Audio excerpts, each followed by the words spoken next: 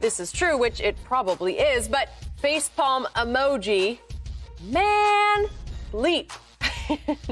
I'm getting good at reading LeBron's tweets, if I do say so myself. Shannon, are you surprised by how hard LeBron took this? No, because, Skip, a lot of times if you looked at the bubble, you never saw LeBron without Jared Dudley, Anthony Davis around.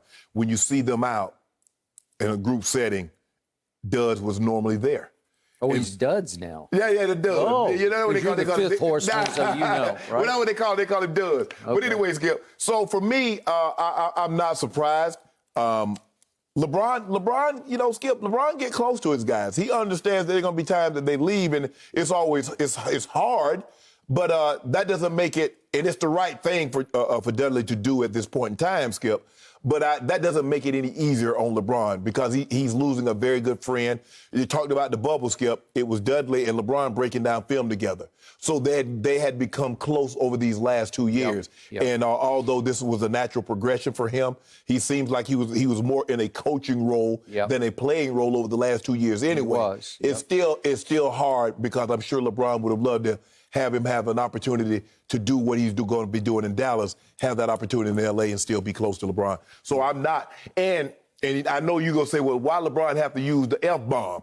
Because to give it to him. How do you know I'm going to say that? I haven't even spoken. Because the effect. Because if he just said, man, I can't believe my guy's gone, then now you get the magnitude of how hurt he is. I got it. But at least he quickly tweeted, excuse my language, because that was like a big old all-caps F-bomb. Yeah. Whoa.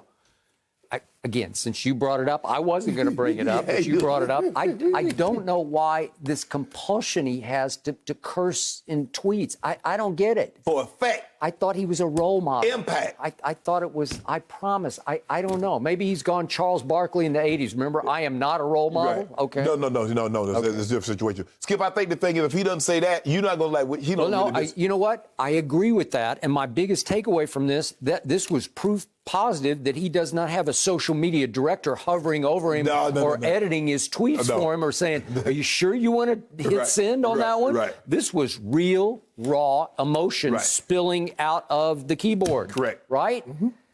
Whew. And I'm thinking, how many teammates have come and gone in LeBron's career? Hundreds and hundreds and hundreds of teammates.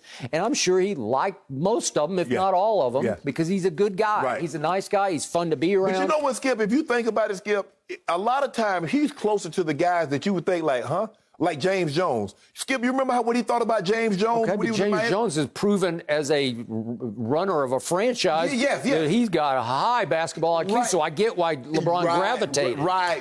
But James Jones did not contribute at all to those Miami championships. Yeah, he would come in a little mop-up duty, hit a shot, and then he went back to Cleveland. He went with LeBron. He did. Brought him back. Kept him with him. Yes. And I used to go watch the warm-ups just to watch him shoot the warm-ups. He could just shoot the lights out. But he just didn't get a shot in games. He didn't get much run with those teams. But I think maybe could that be the direction Dudley is heading in? James Jones didn't do any coaching. He went straight from playing to a GM role. Yeah. But it'd be very interesting. But I can see Dudley in this role, Skip. Okay. So here's what I know about Jared Dudley. So back in my days on ESPN, on the other show, it started in 2012. We took the show on the road to the NBA Finals, which featured the Baby Thunder against LeBron in what was about to become his breakthrough championship finals. Remember? So we're game one. We're in Oklahoma City. Jared was actually, he was going to be a guest on the show, but he was back in studio in Bristol. And that's the first time I interacted with him over the air. Right. And we liked him so much because he can talk it and he knows it and he can see it. A lot of athletes can't see it and speak it. Correct. And you obviously can, but you're at the top of that list. But he's very good with the words and the thoughts. He can put it into words that are fun to listen to. And so we sparred about LeBron, I think, and whatever. It was a good mix. Right. So I said, gee, let's get him back. So at some point during the next season, we had him back on when he was in the neighborhood. Right.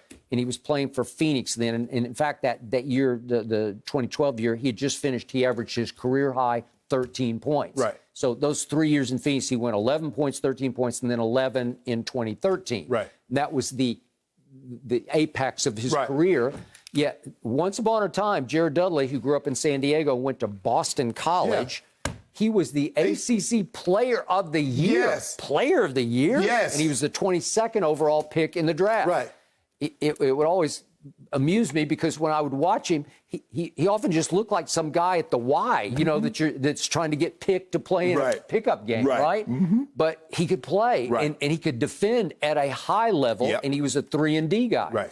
So when I saw him in studio in 2013, took him out in the hall, we were just going back and forth, and we wanted to use him fairly regularly, but I needed to know, are you going to keep doing this much longer? Because as you well know, it's much easier to be objective when you're no longer playing. That is correct. If you're going to go on, then you have to protect. You're right. And there's certain things, certain places you can't end up go. going. Some of the guys you criticize, you might end up in the locker room. Okay, so that's 2013, and I'm saying, how many more years do you want to go? And he said, I do want to go a couple more years because I'm a 3-and-D guy, and I'm a valuable piece for somebody. He's not a starter, but he would come off the bench and contribute.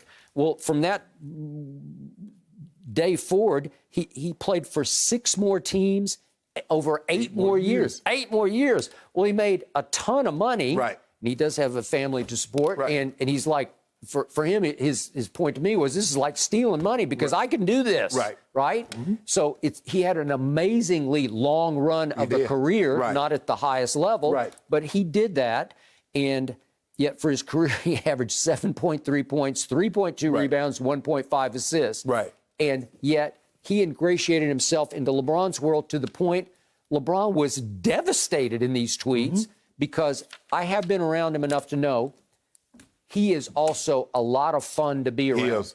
He's smart, he's funny, and he is always, a la Jerry Jones, he's always in a good mood. So I know for LeBron, if his moods rise and fall through the year, if you're just around duds, he'll pick you back up.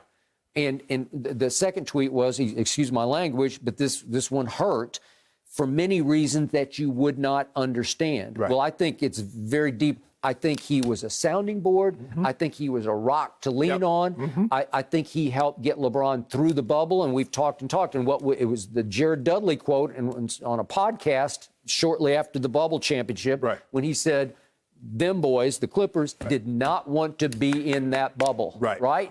So I've repeated that line many times. Well, that was an insightful line because they just came all apart in the bubble, obviously, and then you know what happened. They blow the 3-1 lead. Well, LeBron, and maybe more credit is deserved for Jared Dudley, kept the Lakers together to the bitter end. Right? Yeah.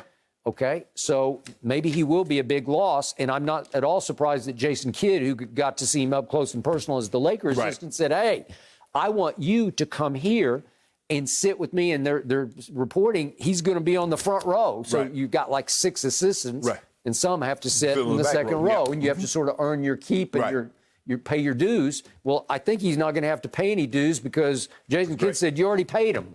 You know, I already know what you can do. That's great. That's great.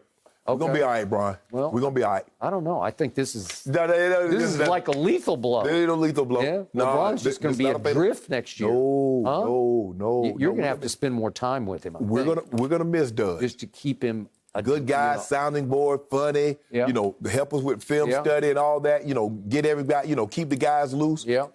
We'll be all right. Well, if Bron needs a shoulder to cry on, I'm here for it. No, we want nothing to do with you. You could call me any night. Yeah. I'd listen. We might get one of them guys in the costume with the chainsaw for you. Okay. You got to watch those guys. You don't know when that chainsaw is made of rubber or steel. You're right. Well, it sounds like he's going to be a great coach. He has all those attributes. We wish him the best of luck. Thank you for watching. You can subscribe here to get the latest from the show, and be sure to check out more of the best clips from Undisputed, or go watch a few other segments from our other shows on FS1.